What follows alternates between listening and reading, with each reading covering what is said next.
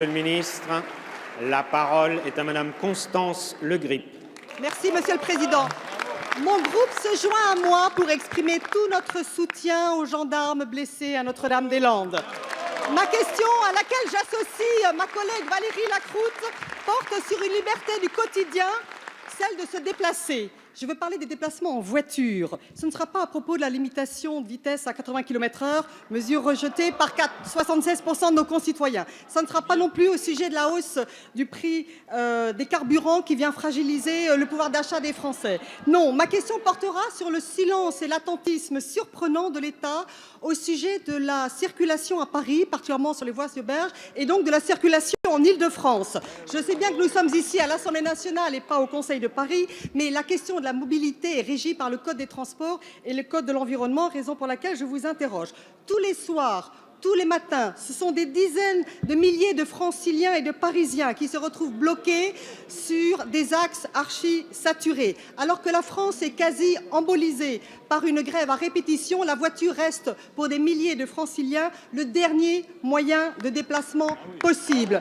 La mairie de Paris a pris de manière unilatérale une délibération pour piétonniser les voies sur berge, en l'absence totale de concertation avec toutes les communes voisines et en contradiction totale avec le plan des déplacements urbains d'Île-de-France. Le tribunal administratif de Paris a annulé cette première délibération. Une deuxième délibération a été prise, toujours en contradiction avec le plan des déplacements urbains d'Île-de-France. Un Paris avec moins de voitures ne peut s'envisager que dans le dialogue, le respect et la concertation avec tous. Il est essentiel de ne pas pénaliser les Français qui ont toujours besoin de leur voiture pour se déplacer. La région Île-de-France a fait des propositions précises et concrètes. Monsieur le Premier ministre, ou peut-être Monsieur le porte-parole du gouvernement, l'État va-t-il enfin prendre ses responsabilités, sortir de son mutisme? La parole est à Monsieur Nicolas Hulot, ministre d'État, ministre de la Transition écologique et solidaire. Merci, Monsieur le Président, Mesdames et Messieurs les députés, Madame la députée Le Grip.